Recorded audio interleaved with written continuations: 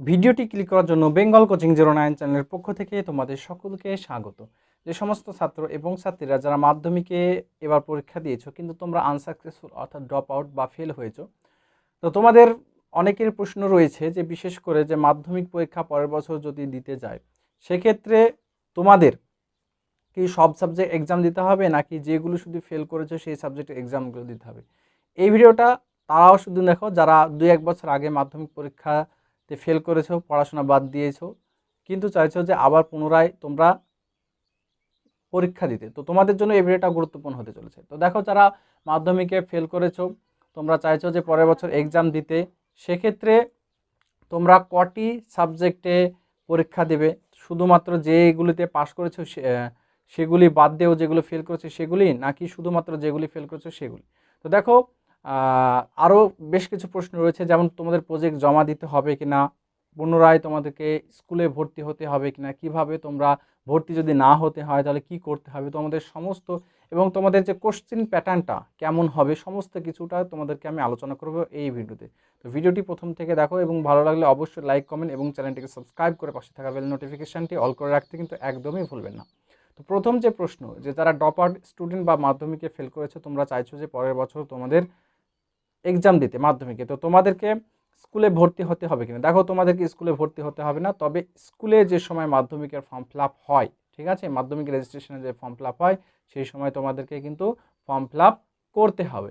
এবার যে প্রশ্নটা থাকে তোমাদের, যে দ্বিতীয় যে প্রশ্ন, যে কটি সাবজেক্টে তোমাদের পরীক্ষা দিতে হবে, অর্থাৎ কেউ 3টে, কেউ 2টো কিংবা কেউ 4টে সাবজেক্টে ফেল করেছে, সেক্ষেত্রে কি তার সব সাবজেক্টে পরীক্ষা দিতে হবে, নাকি ওই শুধুমাত্র যে সাবজেক্টে ফেল হয়েছে সেই সাবজেক্টে তাকে পরীক্ষা দিতে হবে? তো এক্ষেত্রে উত্তর হলো যে তাকে সমস্ত সাবজেক্টে ফেল, মানে 2টো বা 3টে যে কোনো সাবজেক্টে ফেল করুক না কেন, তাকে সমস্ত সাবজেক্টে কিন্তু পরীক্ষা দিতে হবে। মাধ্যমিক এবং উচ্চ মাধ্যমিকের যে নিয়মটা একটু আলাদা হয়। উচ্চ মাধ্যমিকের ক্ষেত্রে 2টো বা 3টে একটা বা 2টো সাবজেক্ট ফেল করলে ওই সাবজেক্টে আবার পরীক্ষা দেওয়া যায়, কিন্তু মাধ্যমিকের ক্ষেত্রে 1টি বা 2টো সাবজেক্টে যদি তুমি ফেল করো সেক্ষেত্রে তোমাকে পুনরায় আবার সব সাবজেক্ট কিন্তু এক্সাম দিতে হবে। এবার পরে যে প্রশ্নটা রয়েছে যে তোমাকে প্রজেক্ট দিতে হবে কিনা। দেখো যদি তুমি প্রজেক্টে পাস করে থাকো, ঠিক আছে, যদি তুমি প্রজেক্টে পাস করে থাকো সেক্ষেত্রে তোমাকে প্রজেক্ট দিতে হবে না। যদি স্কুলে চাই সেক্ষেত্রে তোমাকে দিতে হবে, কিন্তু সাধারণ অবস্থায় প্রজেক্ট দিতে হবে না যদি তুমি প্রজেক্টে পাস করে থাকো। যদি ফেল করে থাকে তাহলে পুনরায় আবার তোমাকে প্রজেক্ট দিতে হবে। তো অনেক স্কুলে সাধারণত প্রজেক্ট চায়, আবার অনেক স্কুলে প্রজেক্ট নিতে চায় না যারা ড্রপ আউট স্টুডেন্ট তাদের কাছ থেকে।